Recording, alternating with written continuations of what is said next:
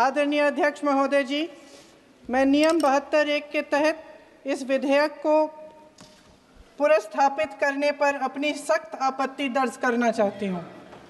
महात्मा गांधी ग्रामीण रोजगार गारंटी कानून पिछले 20 सालों से ग्रामीण भारत को रोजगार देने में और ग्रामीण अर्थव्यवस्था को मजबूत बनाने में सक्षम रहा है। ये एक इतना क्रांतिकारी कानून है कि जब इसको बनाया गया तो सदन के सभी राजनीतिक दलों ने इससे पूरी सहमति दी। इसके द्वारा 100 दिन का रोजगार इस देश के गरीब से गरीब लोगों को मिलता है, हमारे गरीब से गरीब भाई बहनों को। हम सब जनप्रतिनिधि हैं महोदय, जब हम अपने अपने क्षेत्रों में जाते हैं, आप भी जानते हैं, दूर दूर से हमें दिख जाता है कि मनरेगा का कौन मजदूर है। सबसे गरीब होता है, चेहरे पे झुर्रियाँ होती हैं, हाथ मिलाए तो सर हाथ पत्थरों की तरह। हाँ सर, मैं कर रही हूँ, पहुँच रही हूँ, हाँ मुझे पहुँचने दीजिए। नहीं, 1 मिनट लूँगी, मुझे पहुँचने दीजिए।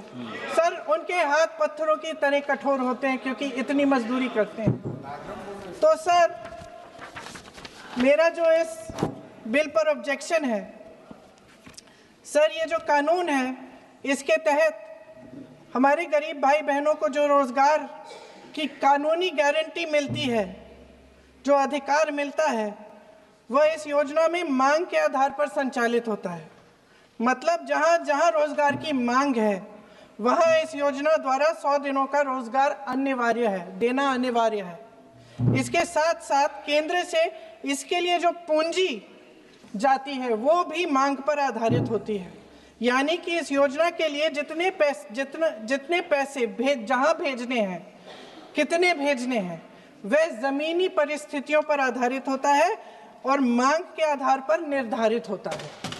सर, इस विधेयक की अनुसूची 1 में उपनियम 4(1) और 4(2) द्वारा केंद्र को इजाजत दी गई है कि वह पहले से ही निर्धारित कर लें कि कितनी पूंजी कहां भेजी जाएगी। इससे संविधान के 73वें संविधान संशोधन को नजरअंदाज किया जा रहा है। सर महोदय, इसके जरिए ग्राम सभाओं को इस योजना की मांग की जमीनी परिस्थितियों के आधार पर तय करने का पूरा अधिकार दिया जाता था। आज वो अधिकार कमजोर किया जा रहा है। सर, आखिर बात है, 1 मिनट, जब आप इस पे पूरी डिटेल चर्चा हो तो आप डिटेल बोलना। इस पे आपकी पार्टी शुरुआत है सर, अभी एक शुरुआत है। सर जो हमारे संविधान की जो मूल भावना है कि हर एक व्यक्ति के हाथों में शक्ति होनी चाहिए, वही मूल भावना पंचायती राज में है और उस मूल भावना के विरोध है ये जो अधिनियम जो ये विधेयक आ रहा है।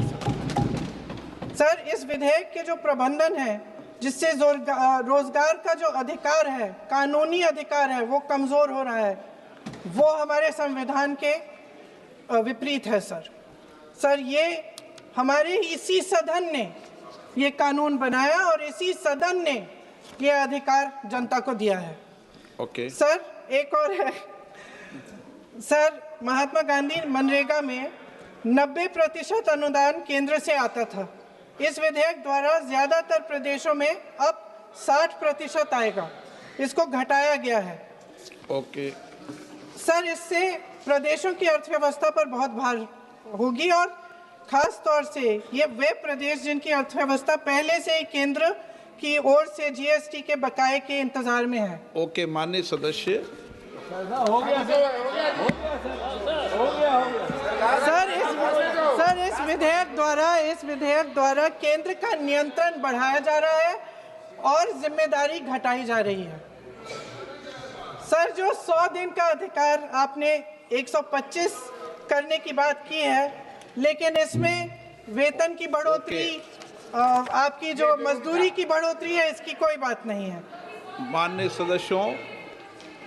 सर, ये सही बात है कि अभी तक जो बकाया है वो ही पूरा नहीं हुआ है। माननीय सदस्य गणों, मैं आपसे सर, आखिरी बात ये है सर कि हर योजना का नाम बदलने की जो सनक है ये समझ में नहीं आती है।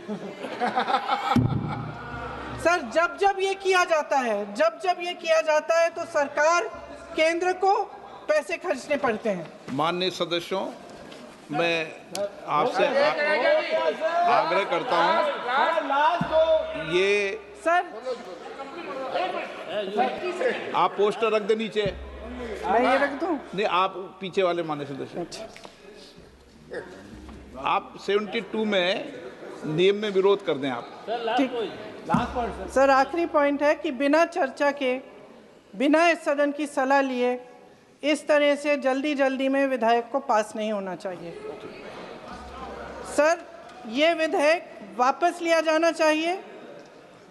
इसके बदले में सरकार को एक नया विधेयक पेश करना चाहिए। खत्म करूं? महात्मा गांधी जी मेरे परिवार के नहीं थे, लेकिन मेरे परिवार जैसे ही हैं और इस पूरे देश की यही भावना है sir. No, very good sir इस पूरे देश की यही भावना है। नो, माननीय सर आखिरी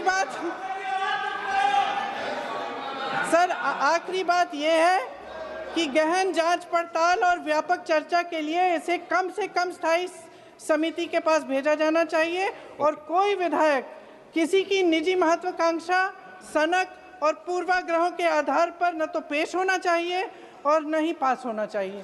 धन्यवाद। Subscribe to One India and never miss an update. Download the One India app now.